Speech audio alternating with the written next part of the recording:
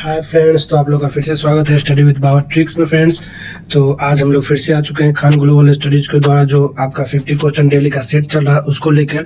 और ये हमारा जो सेट है टेस्ट नंबर 6 है। इसके पहले मैंने 5 सेट कंप्लीट किए हैं।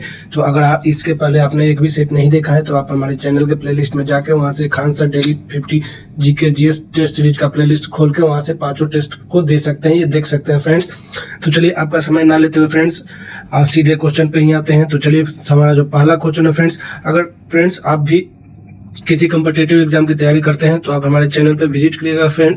यहाँ पे आपको बिहार दरोगा, बिहार पुलिस, बीपीएससी, बीएसएससी सारे चीज़ों का सेट मिल जाएगा फ्रेंड्स। आप हमारे वीडियो की जो प्लेलिस्ट में है वहाँ से जाके सभी चीज़ों का वीडियो देख सकते हैं। अगर आपको वीडियो अच्छा लगेगा तो उसको आप लाइक, शेयर, सब्सक्राइब और फ्रेंड सर्कल में शेयर कर दीजिएगा फ्रेंड्स। तो चलिए आपका समय ज़्यादा नहीं लेते हुए सीधे पहले नंबर क्वेश्चन पे ही आते हैं फ्रेंड्स। तो चलिए हमारा पहला जो क्वेश्चन है फ्रेंड्स वो है अगालेगा द्वीप एवं सेंट जेम्स जेही द्वीप किसका हिस्सा है। तो ये पूछ रहा है फ्रेंड्स किसका हिस्सा है।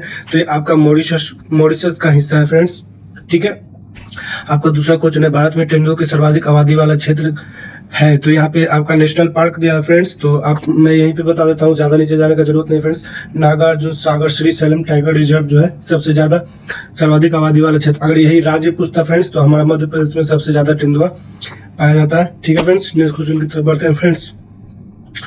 क्वेश्चन नंबर 3 की तरफ बढ़ते हैं। क्वेश्चन नंबर 3 जो है हमारा फ्रेंड्स हाल ही में फ्रेंड्स ये जो सेट है आपके खान सर के द्वारा चलाया जा रहा है, इस सेट में आप लोगों को कुछ न कुछ थोड़ा सा कथन और निष्कर्ष वाले क्वेश्चन ज़्यादा देखने को मिलेंगे फ्रेंड्स, क्योंकि ये आज का जो आपका कॉम्पिटिटिव एग्जाम का जो दौर है इसमें इसका मांग बढ़ गया है फ्रेंड्स। क्योंकि आप जिसका भी एग्जाम उठा के देख लीजिए बिहार पुलिस, बिहार दरोगा का, उसमें आपसे कथन, निष्कर्ष, सही और कथन चुनने के लिए, गलत कथन चुनने के लिए सबसे ज़्यादा क्वेश्चन पूछे जाते हैं फ्रेंड्स। अगर आपके 100 क्वेश्चन है तो उसमें 30 क्वेश्चन इसी टाइप के मिलेंगे। तो इस सेट में भी उसी तरह का रखा गया। आप लोग जल्द से जल्द थोड़ा सा वीडियो को देख के उब नहीं जाएगा, पूरा देखिएगा, ये बहुत ही बेस्ट सेट है फ्रेंड्स। तो चलिए क्वेश्चन पे आते हैं।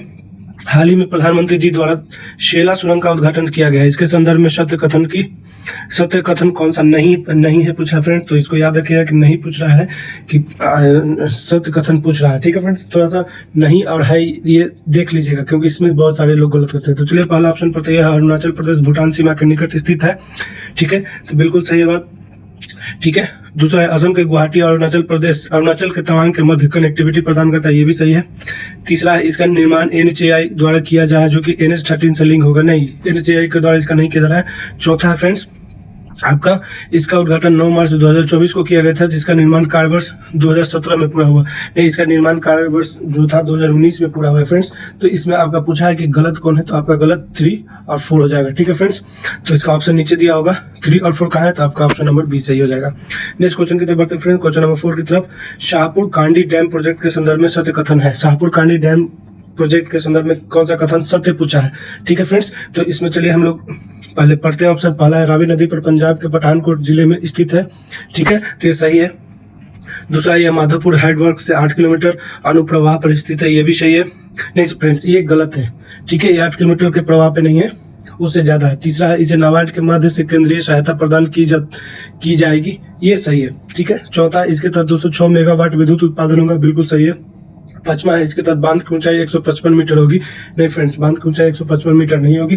तो चौथा का कौन सा हो 1, 3 और 4। तो आपका ऑप्शन 1, 3 और 4 कहाँ पे है फ्रेंड्स, तो ये आपका ऑप्शन नंबर सी हो जाएगा फ्रेंड्स, ठीक है फ्रेंड्स। नेक्स्ट क्वेश्चन की तरफ बढ़ते हैं। क्वेश्चन नंबर 5 की तरफ। उपयुक्त में से कौन सा कथन सही नहीं है। तो ये भी कथन है, इसको पढ़ते हैं पहले। मोनोजाइट एवं इल्मेनाइट के भंडार महानदी डेल्टा में भी पाए जाते हैं, ठीक है फ्रेंड्स, ये तो बिल्कुल सही है, पाए जाते हैं। दूसरा है नवकीय ऊर्जा एक अनवकरणीय ऊर्जा स्रोत है, बिल्कुल सही है, खत्म हो जाना अनवकरणीय ऊर्जा है। तीसरा है फ्रेंड्स यूरेनियम निक्षेप धारवाड़ चट्टानों से मिलते हैं, ये भी बिल्कुल सही है। डी है परमाणु ऊर्जा आयोग की स्थापना 15 अगस्त 1954 को की गई थी, नहीं फ्रेंड्स ये आपका गलत है, तो गलत पूछा है तो गलत यही है। इसका जो है आप लोगों को मैं बता देता हूँ, इसका 15 अगस्त 1948 को किया गया था, ठीक है फ्रेंड्स, परमाणु ऊर्जा आयोग की स्थापना। तो ये आपका गलत है, ऑप्शन नंबर डी, ठीक है फ्रेंड्स। नेक्स्ट क्वेश्चन की तरफ बढ़ते हैं। क्वेश्चन नंबर 6 की तरफ। तो क्वेश्चन नंबर 6 जो हमारा निम्न से कौन एक सुमेलित नहीं है। तो आपको यहाँ पर परमाणु संयंत्र दिया हुआ है, उसका जो है स्थान दिया हुआ है, तो मिलाना है। तारापुर जो है फ्रेंड्स आपका महाराष्ट्र में, बिल्कुल सही है, 100%, ठीक है। कैगा जो है तमिलनाडु में नहीं है फ्रेंड्स, कैगा जो है आपका कर्नाटक में है, ठीक है। कैगा से आप लोग याद कर सकते हैं, कैगा कर्नाटक में एक जो है वन जीव अभ्यारण्य भी है, कल्पकम तमिलनाडु में, बिल्कुल सही। नरोरा उत्तर प्रदेश, बिल्कुल सही। तो पूछा कि कौन सही नहीं है, तो आपका कहेगा सही नहीं है, तमिलनाडु में नहीं है, कर्नाटक में है। ठीक है, नेक्स्ट क्वेश्चन की तरफ बढ़ते हैं फ्रेंड्स। क्वेश्चन नंबर 7 की तरफ। हाल ही में ऊर्जा दस्ता सूचकांक जारी किया गया है। ठीक है, इसके संदर्भ में निम्नलिखित कथनों पर विचार कीजिए। ठीक है फ्रेंड्स, तो चलिए हम लोग इसको पढ़ते हैं। ठीक है, तो पहला है, इसे ऊर्जा दस्ता ब्यूरो द्वारा जारी किया जाता है, जो पर्यावरण मंत्रालय के अंतर्गत आता है। ठीक है, तो ये गलत है फ्रेंड्स, ये आपका गलत है। ठीक है, दूसरा है ऊर्जा दस्ता सूचकांक का 5वां संस्करण। हाँ बिल्कुल 5वां संस्करण है फ्रेंड्स। तीसरा है, ऊर्जा दस्ता ब्यूरो की स्थापना 1 मार्च 2002 को ऊर्जा संरक्षण अधिनियम 2001 के तहत की गई थी। ये भी सही है। तो आपका 2 और 3 बिल्कुल सही है फ्रेंड्स। तो आपका ऑप्शन नंबर कहाँ पे, 2 और 3 बिल्कुल सही है। तो ऑप्शन नंबर सी के साथ जाइएगा। ठीक है फ्रेंड्स, नेक्स्ट क्वेश्चन की तरफ बढ़ते हैं। भारतीय परिवहन के संदर्भ में विचार कीजिए। तो पहला है, BRO की स्थापना 1963 में की गई थी। ठीक है, दूसरा है फ्रेंड्स, गलत पूछा है, याद रखिएगा। तो 1963 में नहीं किया गया था फ्रेंड्स। ठीक है, ये गलत है। दूसरा है, BRO द्वारा भारत सहित विदेशों में भी सड़क निर्माण का कार्य किया जाता है। ठीक है फ्रेंड्स, हाँ बिल्कुल सही है, ये सड़क निर्माण का कार्य करता है। ठीक है, विदेश में भी। तीसरा है, पूर्व पश्चिम गलियारे की लंबाई 4016 किलोमीटर, नहीं 4016 किलोमीटर नहीं है। तो आपका 1 और 3 गलत है। तो पूछा क्या है फ्रेंड्स कि कौन सत्य नहीं है। ठीक है, तो 1 और 3 जो है सत्य नहीं है। तो ऑप्शन नंबर सी है। ठीक है फ्रेंड्स, नेक्स्ट क्वेश्चन की तरफ बढ़ते हैं फ्रेंड्स। क्वेश्चन नंबर 9, भारतीय राष्ट्रीय कांग्रेस का लाहौर अधिवेशन 1929 में इतिहास में इसलिए बहुत प्रसिद्ध है क्योंकि पहला तो ये है फ्रेंड्स कि पंडित जवाहरलाल नेहरू जी के द्वारा इसकी अध्यक्षता की गई थी। ठीक है, इसकी अध्यक्षता जो थी पंडित जवाहरलाल नेहरू जी के द्वारा किया गया था, पंडित जवाहरलाल नेहरू जी के द्वारा किया गया था। ठीक है, समझ में आया। ठीक है, उसका चलिए इसका ऑप्शन हम लोग पढ़ लेते हैं, उसके बाद देखते हैं कि प्रसिद्ध क्यों था। तो पहला है, कांग्रेस ने पूर्ण स्वराज की मांग एक संकल्प पारित किया था। ठीक है, बिल्कुल सही है, यहाँ पे पूर्ण स्वराज की मांग किया गया था। दूसरा, इस अधिवेशन में उग्रवादियों एवं उदारवादियों के बीच झगड़े को सुलझा लिया गया था। नहीं, बिल्कुल नहीं। तीसरा है फ्रेंड, इस अधिवेशन में 2 राष्ट्रों की मांग के सिद्धांत को अस्वीकार करते हुए एक संकल्प पारित किया गया था। यह भी गलत है फ्रेंड्स। ठीक है, तो पूछ रहा है कि इसमें पूछा है कि सही कौन है। तो सही आपका 1 ही सही है, तो नंबर 1 सही है। तो ऑप्शन नंबर ए सही हो जाएगा। ठीक है फ्रेंड्स, नेक्स्ट क्वेश्चन की तरफ बढ़ते हैं। क्वेश्चन नंबर 10 की तरफ। 1932 में महात्मा गांधी ने मरणोपरांत उपवास पर ध्यानीयता इसलिए किया, क्यों किया था। ये सिंपल सा वर्ड में समझिएगा फ्रेंड्स, इसका हिंदी जो है थोड़ा सा टफ है। सिंपल सा वर्ड में पूछ रहा है कि 1932 में महात्मा गांधी ने जो उपवास किया था वो किसके लिए किया था, वो किसके खिलाफ किया था। तो वो था आपके रमजे मैकडोनाल्ड द्वारा सांप्रदायिक जो अधिनिर्णय यानी कि कम्युनल अवार्ड की जो घोषणा किया गया था, उसी के लिए इन्होंने किया था। ऑप्शन सी के साथ जाएगा। ठीक है फ्रेंड्स, नेक्स्ट क्वेश्चन की तरफ बढ़ते हैं। क्वेश्चन नंबर 11 की तरफ फ्रेंड्स। ठीक है, क्वेश्चन नंबर 11 जो है हमारा, आर्थिक तौर पर 19वीं शताब्दी में भारत पर अंग्रेज शासन का एक परिणाम था। ठीक है, तो अंग्रेज शासन का एक परिणाम भारतीय कृषि का वाणिज्यकरण था फ्रेंड्स। ऑप्शन नंबर सी होगा। नेक्स्ट क्वेश्चन की तरफ बढ़ते हैं फ्रेंड्स। क्वेश्चन नंबर 12 की तरफ थोड़ा सा और क्वेश्चन को बड़ा कर लिया जाता है। क्वेश्चन नंबर 12 है, फिरोज शाह तुगलक के संबंध में निम्नलिखित कथनों पर विचार कीजिए। ठीक है फ्रेंड्स, तो चलिए हम लोग इसका ऑप्शन पढ़ते हैं। उसने एकता को वंशानुगुण बनाया। ठीक है, बिल्कुल सही बात है, उसने एकता को वंशानुगुण बनाया था। और एकता प्रथा की शुरुआत जो किया था आपके इल्तुतमिश ने किया था। ठीक है, इल्तुतमिश ने किया था, जो एक इलवरी तुर्क था। ठीक है, उसने सेना में वंशानुगत सिद्धांत लागू किया। बिल्कुल सही। ठीक है, 1 और 2 दोनों सही है फ्रेंड्स। ठीक है, नहीं, वंशानुगत सिद्धांत नहीं लागू किया था, ये गलत है फ्रेंड्स। तीसरा है, वह सिपाहियों को नगद वेतन देता था। नगद वेतन तो अलाउद्दीन खिलजी देता था ना फ्रेंड्स। ठीक है, तो इसमें सिर्फ आपका केवल पूछा है कि सही नहीं है। ठीक है फ्रेंड्स, तो आपका इसमें से उपयुक्त कथनों में से कौन सा सही नहीं है। तो आपका ऑप्शन नंबर केवल 3 जो है सही नहीं है। ठीक है, बाकी 1 और 2 बिल्कुल सही है। सही है फ्रेंड्स, तो ऑप्शन सी जो होगा इसका सही होगा। ठीक है, उसने एकता को वंशानुगत बनाया था। ठीक है फ्रेंड्स, उसने सेना में वंशानुगत सिद्धांत लागू किया था। ठीक है फ्रेंड्स, मैं थोड़ा सा कंफ्यूज हो गया था। उसने एकता को जब वंशानुगत बनाया था तो वंशानुगत के साथ उसने एकता सिद्धांत भी लागू किया था। ठीक है, तो ऑप्शन नंबर 1 और 2 दोनों सही हो जाएगा। और यहाँ पे पूछा क्या है गलत, देखिए हम आप लोगों को बताने में भी कंफ्यूज हो जाएगा। तो सोचिए आप लोग एग्जाम में जब बैठिएगा तो क्या हाल होगा। ठीक है, तो ये फ्रेंड्स आपका 1 और 2 जो है सही है। और यहाँ पे पूछा क्या कि कौन सही नहीं है, तो ऑप्शन नंबर 3 जो है सही नहीं है। ठीक है, नेक्स्ट क्वेश्चन से बढ़ते हैं फ्रेंड्स। क्वेश्चन नंबर 13 की तरफ।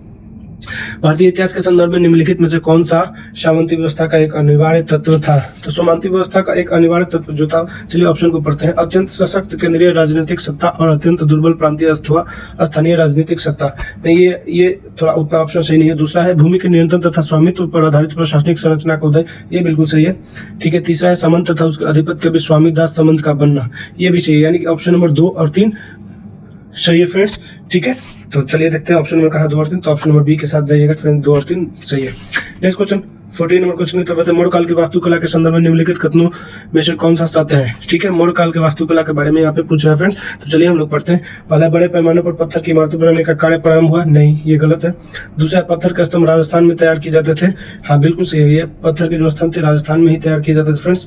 ठीक है, तो आपका ऑप्शन नंबर 20 असत्य पूछा है। निम्नलिखित कथनों में कौन सा असत्य पूछा है, तो ये राजस्थान में नहीं तैयार किए जाते थे फ्रेंड्स, ये आपके चुनार में तैयार किए जाते थे। ठीक है, ठीक है, ये चुनार में तैयार किए जाते थे। ठीक है, बाकी आपका मौर्य शिल्पियों ने बौद्ध भिक्षुओं के निवास के लिए चट्टानों को काटकर गुफाएं बनाई, ये भी सही है आपका। तो उसके बाद है, इस काल में पांडु रंग वाले बलुआ पत्थर के एक ही टुकड़े से बना स्तंभ उन्नत तकनीक का ज्ञान का उदाहरण है, बिल्कुल सही, यानी कि ऑप्शन नंबर ए, सी और डी सही है। तो लेकिन यहाँ पे पूछा क्या है, असत्य क्या है, तो असत्य आपका बी है, ये राजस्थान में नहीं चुनार में होता था। ठीक है, नेक्स्ट क्वेश्चन की तरफ बढ़ते हैं फ्रेंड्स। क्वेश्चन नंबर 15 की तरफ, निम्नलिखित कथनों में से कौन सा एक सही है। ऑप्शन नंबर ए, अधिकार नागरिकों के विरुद्ध राज्य के दावे हैं। ठीक है, पूछा है सही फ्रेंड्स, याद रखिएगा सही बी है। तो अधिकार जो है नागरिकों के विरुद्ध राज्य के दावे नहीं है, बिल्कुल गलत है। दूसरा, अधिकार में विशेषाधिकार है जो किसी राज्य के संविधान में समाविष्ट है। ठीक है, ये भी सही नहीं है। तीसरा, अधिकार राज्य के विरुद्ध नागरिकों के दावे हैं, बिल्कुल सही बात है, अधिकार जो है नागरिकों के दावे हैं। ठीक है, तो यहाँ पे पूछा है सही, तो 15 नंबर का सी हो जाएगा फ्रेंड्स। नेक्स्ट क्वेश्चन की तरफ बढ़ते हैं फ्रेंड्स। क्वेश्चन नंबर 16 की तरफ, भारतीय संविधान का अनुच्छेद 19 स्वतंत्रता का अधिकार के अंतर्गत दिए गए अधिकारों के संदर्भ में निम्नलिखित कथनों पर विचार कीजिएगा। ठीक है फ्रेंड्स, तो हम लोग चलिए पढ़ते हैं।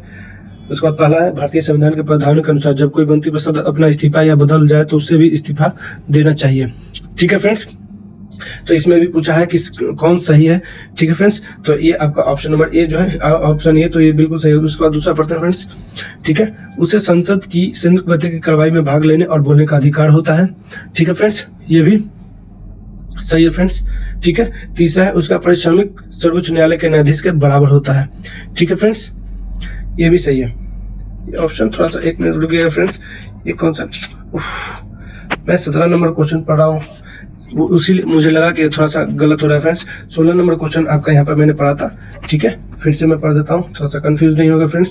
16 नंबर क्वेश्चन, भारतीय संविधान के अनुच्छेद 19 स्वतंत्रता का अधिकार के अंतर्गत दिए गए अधिकारों के संदर्भ में निम्नलिखित कथनों पर विचार कीजिए। तो चलिए हम लोग कथन पे पढ़ते हैं। पहला है कथन, ये अधिकार केवल राज्य की कार्रवाई के विरुद्ध उपलब्ध है। ठीक है, तो ये बिल्कुल सही है।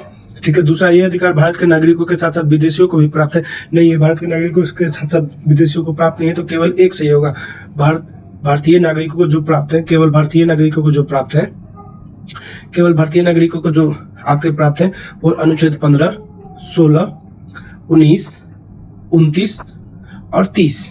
ठीक है फ्रेंड्स, यही जो है आपके भारतीय नागरिकों को प्राप्त है। बाकी जो है कुछ और भी जो है कंडीशन में प्राप्त है, तो बेसिकली यही आपको भारतीय नागरिकों को प्राप्त है। ठीक है, नेक्स्ट क्वेश्चन की तरफ बढ़ते हैं फ्रेंड्स। क्वेश्चन नंबर 17 की तरफ, भारत के महान्यायवादी अटॉर्नी जनरल के संदर्भ में निम्नलिखित कथनों पर विचार कीजिए। ठीक है, तो पूछा है, इसमें सही नहीं पूछा है, यानी कि कौन सा गलत है, तो गलत हम लोग पढ़ेंगे। पहला है, भारतीय संविधान के प्रावधानों के अनुसार जब कोई मंत्री परिषद अपना इस्तीफा या बदल जाए तो उससे भी इस्तीफा देना चाहिए, ये बिल्कुल गलत है फ्रेंड्स। ठीक है, उसके बाद बढ़ते हैं, उसे संसद की संयुक्त बैठक की कार्रवाई में भाग लेने और बोलने का अधिकार होता है, ये सही है आपका, उसको अधिकार होता है, ये गलत है, ये आपका सही है। तीसरा, उसका पारिश्रमिक सर्वोच्च न्यायालय के न्यायाधीश के बराबर होता है, ये गलत है। यहाँ पे पूछा क्या है कि कौन सही नहीं है, यानी कि 1 और 3 जो है सही नहीं है। तो ऑप्शन नंबर 1 और 3 कहाँ पे है फ्रेंड्स, तो ऑप्शन नंबर 1 और 3 जो है आपका ऑप्शन नंबर बी में है, तो हम ऑप्शन नंबर बी के साथ जाएंगे। ठीक है, नेक्स्ट क्वेश्चन की तरफ बढ़ते हैं फ्रेंड्स। क्वेश्चन नंबर 18 की तरफ, निम्नलिखित में से किसने पहली बार भारत के लिए संविधान सभा के सिद्धांत को स्वीकृत किया था, तो ये आपके अगस्त प्रस्ताव के दौरान स्वीकृत किया गया था। नेक्स्ट क्वेश्चन की तरफ बढ़ते हैं फ्रेंड्स। 19 नंबर क्वेश्चन की तरफ, 19 नंबर क्वेश्चन है, निम्नलिखित वक्तव्य पर विचार कीजिए और नीचे दिए गए कुछ से सही उत्तर चुनिए। पहला है, भारत एक लोकतांत्रिक देश है। ठीक है फ्रेंड्स, दूसरा उसका कारण है भारत अपना एक संविधान है। ठीक है फ्रेंड्स, दोनों कथन सही है फ्रेंड्स, लेकिन ए और आर दोनों सही है, लेकिन आर ए की सही व्याख्या नहीं करता है। तो कहाँ पे आपका ए और आर दोनों सही, लेकिन आर ए की सही व्याख्या नहीं करता, ऑप्शन नंबर बी 19 का बी हो जाएगा फ्रेंड्स। नेक्स्ट क्वेश्चन की तरफ बढ़ते हैं फ्रेंड्स। क्वेश्चन नंबर 20, शुक्र ग्रह के गाढ़े सफेद और पीलापन लिए हुए रंग के बादल इनमें से किस अम्ल से बनते हैं, तो किस अम्ल से बनते हैं फ्रेंड्स, तो ये आपका बनेगा सल्फ्यूरिक अम्ल से बनता है फ्रेंड्स। ठीक है, सल्फ्यूरिक अम्ल से बनता है। सल्फ्यूरिक अम्ल का क्या रासायनिक क्या नाम होता है, तो सल्फ्यूरिक अम्ल को हम H2SO4 कहते हैं फ्रेंड्स। ठीक है, हाइड्रोक्लोरिक अम्ल को HCl के नाम से जानते हैं फ्रेंड्स। एसिटिक अम्ल को किससे जानते हैं, तो एसिटिक अम्ल को CH3COO4 से जानते हैं फ्रेंड्स। और हमारा एक बचेगा नाइट्रिक अम्ल को HNO3 से जानते हैं फ्रेंड्स। ठीक है फ्रेंड्स, तो ये याद रखिएगा, ये पूछता है। ठीक है फ्रेंड्स, नेक्स्ट क्वेश्चन की तरफ बढ़ते हैं फ्रेंड्स। क्वेश्चन नंबर 21 की तरफ। आधुनिक आवर्त सारणी में फास्फोरस को किस में रखा गया है? तो फास्फोरस को फ्रेंड्स आपके 15वें समूह और 30वें आवर्त में रखा गया है, तो ऑप्शन नंबर ए सही हो जाएगा। ठीक है फ्रेंड्स, नेक्स्ट क्वेश्चन की तरफ बढ़ते हैं फ्रेंड्स। क्वेश्चन नंबर 22 की तरफ। चालक के टर्मिनलों के बीच विभवांतर बनाए रखने में मददगार होता है। कौन विभवांतर बनाए रखने में मददगार होता है? तो ये आपका प्लग कुंजी जो बैटरी जो होता है, ये आपका विभवांतर बनाने में मददगार होता है। ठीक है, वोल्ट मीटर से विभवांतर को नापते हैं फ्रेंड्स। ठीक है, नेक्स्ट क्वेश्चन की तरफ बढ़ते हैं फ्रेंड्स। क्वेश्चन नंबर 23 की तरफ। क्वेश्चन नंबर 23 जो है हमारा, निम्न से कौन सा एक भाग मूत्राशय और विक को जोड़ता है? तो यूरेटरस जो होता है वो आपको यानी कि मूत्र वाहिनी जो होता है मूत्राशय और विक को जोड़ता है फ्रेंड्स।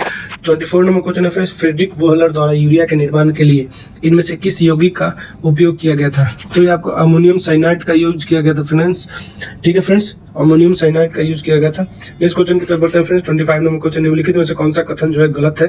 तो पहला, CO2 OT की तुलना में पानी में अधिक घुलनशील है। ठीक है, हाँ फ्रेंड्स, बिल्कुल सही है, आपका अधिक घुलनशील है। ठीक है, ध्यान रखिएगा फ्रेंड्स, यहाँ पे गलत कथन पूछा है। ठीक है, दूसरा है, पाइसवेट को लैक्टिक अम्ल में परिवर्तित किया जाता है जो एक 3 कार्बन परमाणु अणु है, बिल्कुल सही है। एल्वियोली की दीवारें में रक्त वाहिकाओं का एक व्यापक नेटवर्क होता है, ये भी सही है। डी है, श्वसन वर्णक श्वेत रक्त कोशिकाओं में मौजूद होता है। श्वेत रक्त कोशिकाओं में नहीं, ये RBC में होता है, यानी कि रेड ब्लड सेल में होता है फ्रेंड्स। ठीक है, तो ऑप्शन नंबर डी जो है ये गलत है। ठीक है, इस श्वेत रक्त में ना होकर व्हाइट ब्लड सेल में ना होकर RBC में होता है, तो ये आपका गलत है। तो गलत ऑप्शन पूछा है तो आपका गलत ऑप्शन डी होगा। 26 नंबर क्वेश्चन की तरफ बढ़ते हैं फ्रेंड्स। स्वपोषी अपने भोजन का संग्रहण किसके रूप में करते हैं? तो स्वपोषी अपने भोजन का संग्रहण जो है स्टार्च के रूप में करता है, और जंतुओं में जो होता है ग्लाइकोजन के रूप में होता है। ठीक है, नेक्स्ट क्वेश्चन की तरफ बढ़ते हैं friends. Fill in the blanks का उपयोग सुगंधक संकेतक के रूप में किया जाता है। ठीक है, किसका? तो वेनिला का जो है हम लोग सुगंधक संकेतक के रूप में करते हैं। वेनिला के साथ प्याज का भी करते हैं, प्याज के साथ जो है लौंग का भी करते हैं। ठीक है, ये तीनों का करते हैं फ्रेंड्स। ठीक है, नेक्स्ट क्वेश्चन की तरफ बढ़ते हैं फ्रेंड्स। सांद्र नाइट्रिक अम्ल और सांद्र हाइड्रोक्लोरिक अम्ल का अनुपात मिश्रण एक्वारेजिया कहलाता है, यानी कि 1:3 के ऑप्शन में होता है फ्रेंड्स, तो ये एक्वारेजिया कहलाता है। इस क्वेश्चन की तरफ बढ़ते हैं, ऑप्शन नंबर बी होगा उसका।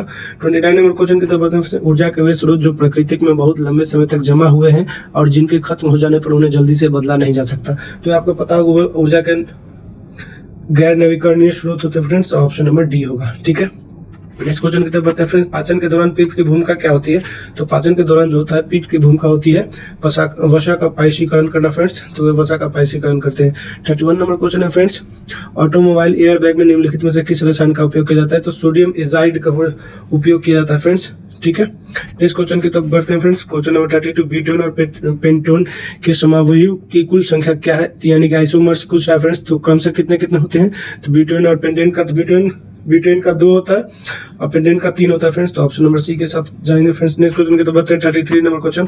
अवतल दर्पण का वक्ता केंद्र कहाँ पे स्थित होता है? तो अवतल दर्पण का वक्ता केंद्र जो है दर्पण के सामने स्थित होता है, तो ऑप्शन नंबर डी के साथ जाएंगे। नेक्स्ट क्वेश्चन 34 नंबर क्वेश्चन की तरफ बढ़ते हैं। प्रत्यावर्ती धारा के संदर्भ में इनमें से कौन सा सही है? तो प्रत्यावर्ती धारा के संबंध में जो है पहला है, धारा की दिशा स्थिर रहती है किंतु परिणाम समय के साथ बदलता नहीं, है बिल्कुल गलत है फ्रेंड्स। ठीक है, पूछा है सही, तो हम लोग सही को खोजेंगे, साथ परिवर्तित होता है, तो गलत मैंने कर दिया। ठीक है फ्रेंड्स, ये गलत है। दूसरा है, धारा की दिशा परिवर्तित होती है किंतु परिणाम स्थिर रहता नहीं, परिणाम कैसे स्थिर रहेगा? ऑप्शन नंबर सी है, धारा की दिशा तथा धारा का परिमाण समय के साथ परिवर्तित नहीं होते हैं फ्रेंड्स।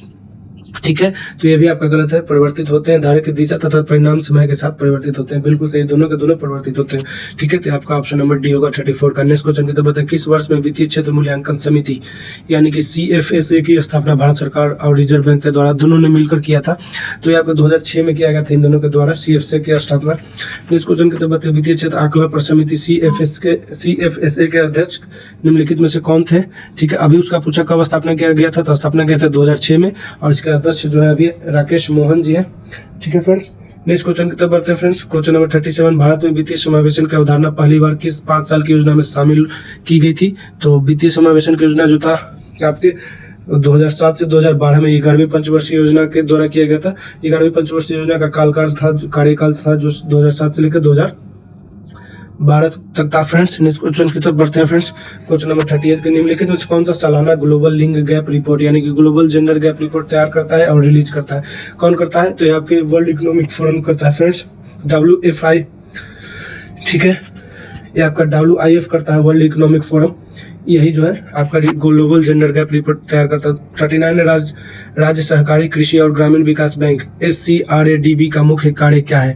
तो इसका मुख्य कार्य होता है फ्रेंड्स भूमि विकास का, ठीक है, और इसकी स्थापना जो है 1960 में किया गया था, ठीक है, याद रखिएगा। नेक्स्ट क्वेश्चन की तरफ स्वतंत्रता के बाद प्रथम पंचवर्षीय योजना किस वर्ष लागू की गई थी?